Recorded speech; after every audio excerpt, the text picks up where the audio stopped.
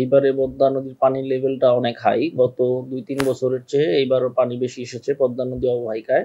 সেটা টোটাল গঙ্গা, ভারতের গঙ্গা থেকে শুরু করে আমাদের বাংলাদেশের পদ্মা এই টোটাল অববাহিকাতেই আপনার পানির পরিমাণ অনেক বেশি।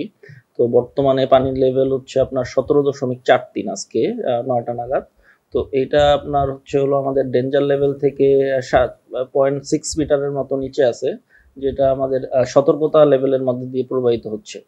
তো আমরা আমাদের যাবতীয় কর্মকর্তা কর্মচারীরা সতর্ক আছি বা মনিটরিং এ রাখতেছি।